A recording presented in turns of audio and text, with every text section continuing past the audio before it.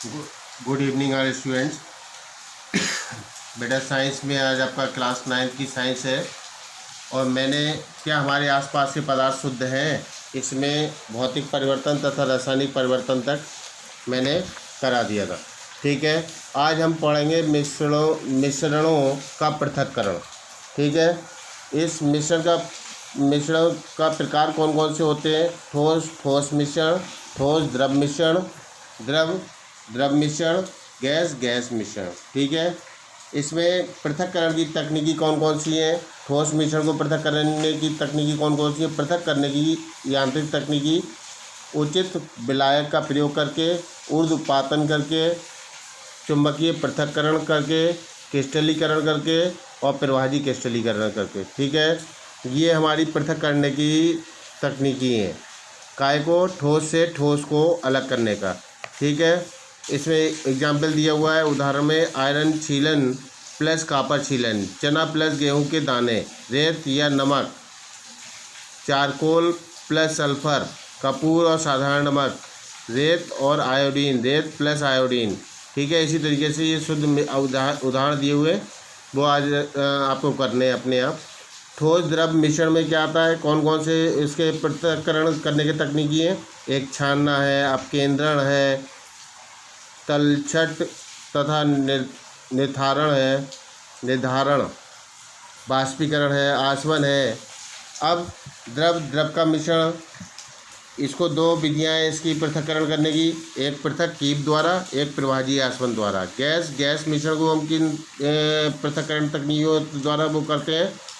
विषण द्वारा, विलायक में घुलना और द्रवीकरण। ठीक है, गैस मिश्रण गर्म करना, ये केवल एक ही इसका पृथक्करण का तरीका है कि गर्म करके हम पृथक करते हैं। ठीक, अब ठोस मिश्रण यांत्रिक पृथक्करण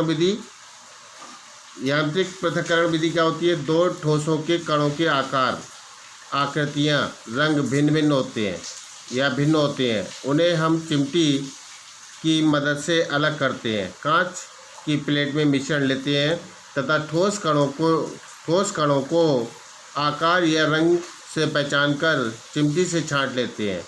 हम निम्न उदाहरण द्वारा समझ सकते हैं, जैसे आयरन छीलन तथा कॉपर छल्लों का मिश्रण इस तकनीकी द्वारा पृथक कर सकते हैं। ठीक है, इसलिए यांत्रिक पृथक्करण विधि से ज्ञात होता है। ठीक है, अब उचित विलायक के प्रयोग द्वारा क्या होता है? प्रायः हम देखते हैं कि विलायक में मिश्रण का एक अवयव घुलनशील जबकि दूसरा अवयव उसी विलायक में अघुलनशील है। मिश्रण के अवयवों को विलेयता के अंतर द्वारा अलग कर सकते हैं। ठीक है, अब उदाहरण में दिया हुआ है, यदि चीनी को जल में घोलते हैं तो वह घुल जाती है, किंतु रेत नहीं घुलता, रेत बैठ जाता है। ठीक है, पानी की सतह पर बैठ जाता है।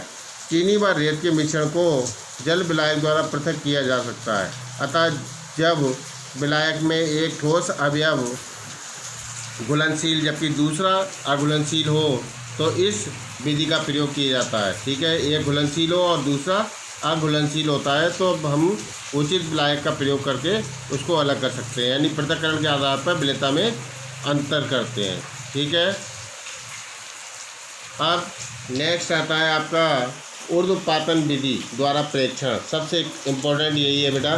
पिछले अध्याय में हम ऊर्ध्वपातन के बारे में पढ़ चुके थे, जब ठोस को गर्म करने पर वह सीधे वाष्प में तथा वाष्प को ठंडा करने पर वह ठोस में बदल जाता है, तो इस प्रक्रिया को ऊर्ध्वपातन कहते हैं। ठीक है, जिस ठोस का ऊर्ध्वपातन होता है उसे उत्कृष्ट कहते हैं। ठीक, तथा ठोस जो ठंडा करने पर प्राप्त होता है उसे शोधन कहते हैं। ऊर्ध्वपातन ठोसों के मिश्रण को पृथक करती है। जब एक उत्कृष्ट है, कुछ पदार्थ को गर्म करने पर वे बिना द्रव में बदले सीधे गैस में बदल जाते हैं, उसे ऊर्ध्वपातन कहते हैं। अब नेक्स्ट आता है चुंबक के प्रयोग द्वारा। अब चुंबक के प्रयोग द्वारा हम पृथक्करण कैसे करते हैं? पृथक्करण तकनीकी चुंबक द्वारा लोहे को आकर्षित करने में लाभदायक हो सकती है। ठीक है, यदि मिश्रण में एक अवयव लोहा है तथा इसे चुंबकीय विधि द्वारा अलग किया जा सकता है, इसलिए इस विधि का प्रयोग किया जाता है जब ठोस विलयन मिश्रण में एक अवयव चुंबकीय जबकि दूसरा अचुंबकीय प्रकृति का हो। ठीक है। अब क्रिस्टलीकरण आता है। इस विधि में जल को थोड़ी मात्रा में अशुद्ध यौगिक को घोलकर विलयन बनाया जाता है। विलयन को छानकर अघुलनशील अशुद्धियों को निकाल देते हैं। प्राप्त क्षणिक का इस प्रकार वाष्पीकरण करते हैं कि संतृप्त विलयन बन जाए। ठीक है।